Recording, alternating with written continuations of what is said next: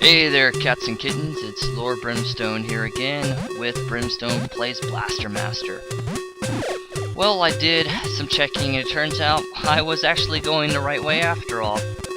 Yeah, it turns out that we want to leave the sewer area and head back into the catacombs, where we're going to actually make a right instead of a left. The left is where we had to make to get here. Just have a quick confession here. I'm having to do the commentary post-recording. Had some problems. I actually recorded this at night, and my voice, I can't talk as loud, so it didn't pick up that well on the mic. So, just make our way through here. And there's a keyhole. Save keys to open doors. So we open through that lock, but if you notice, there's a key on the other side. So we have to get out of our tank and go along as Jason. And this will actually be a small taste for what's to come in Area 5. We want to be very careful in this area because one wrong step or one wrong hit and you will fall to your death.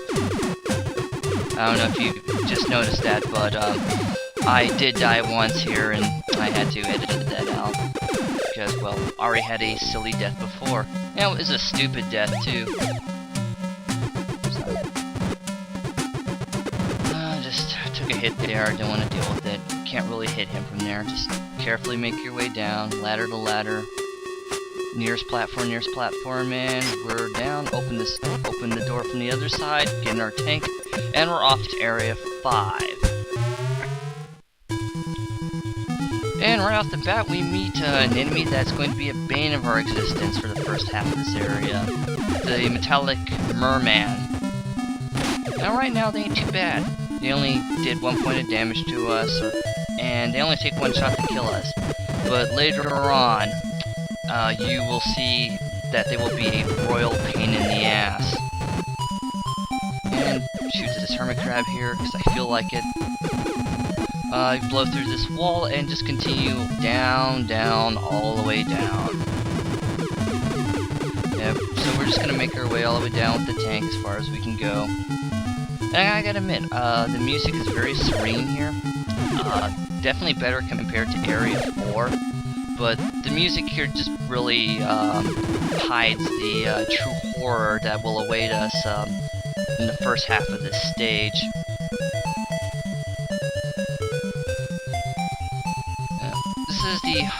This is an underwater level, if you can't tell. Oddly enough, the white spots look more like stars. I'm guessing they're supposed to be bubbles. And we've got some mecha sharks. Actually, they ain't too much of a problem. They just move from side to side. They don't bob up and down like the metallic claws. And so, yeah, we can't jump up. We can't go anymore with their tank, so we have to hop out and continue on foot as Jason. And this is where the real fun of the game starts. As you see, it takes 3 hits to kill the metallic merman now. And as you swim, right now you didn't notice it, but as we go through this area, you have to swim up and down, and our shots actually go up and down. Unfortunately, the mermen don't have that problem. As you see, they did 3 points of damage to us already, and we'll actually make that 4. So you really have to be careful with them, or they can kill you pretty quickly here. As can the hermit crabs. The hermit crabs work a lot like the enemies in those rock enemies in stage 1 that rocket up and down, except they just move rapidly from the side as long as you know, once you get close to them.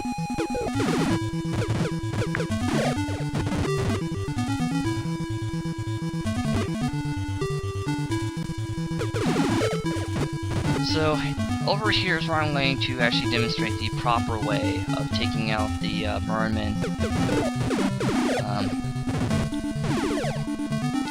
you can see. So, what you actually want to do is, once you reach one, you want to have them float up and just stay on a cliff and just pelt them as they come up. As long as they don't get to the same plane as you, they will not fire. So you can just wait for them to come up, pelt them with bullets, and they'll just die. Unfortunately here, I tried to lure this guy out, but apparently he ain't stupid, so it actually takes a lot longer than it should to get past this part. Yeah. To err on the side caution is one thing, but this game is monotonous, so after a while I just go gun-ho, and for some reason the merman disappears. I don't know why that happened. See it right there. Just, you know, land the cliff, comes up, shoot him, he sinks down, glub, glub, glub. And I don't know why the guy was shooting behind. I don't know if the shots that I fired before I entered the door came out or not. Say stating here because this area here is kind of a maze. You can get lost here. In fact, I do get lost. I believe on one occasion.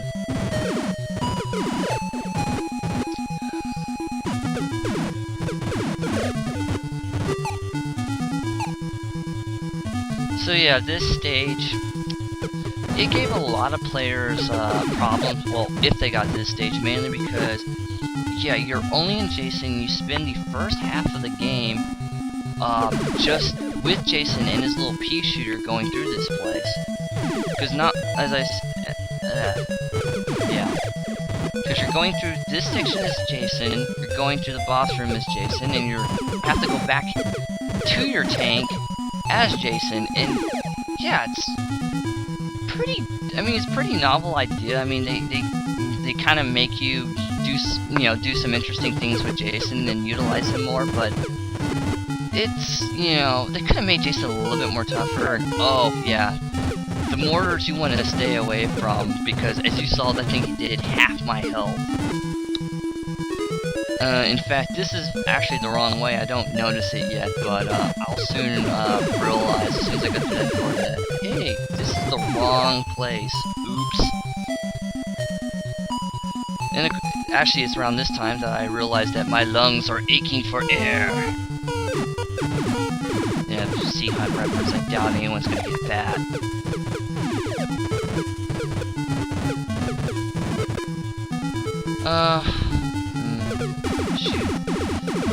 Shoot this thing, and as I demonstrate there, the rock mortars actually aren't that hard to take out. You can actually fire from a distance without them activating, and you can avoid the shots for the most part.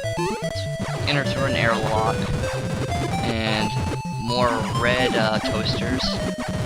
Oh, and return of the death bones. Yeah, we'll see more of those later on. And yeah, I realize, hey, I'm going the wrong way.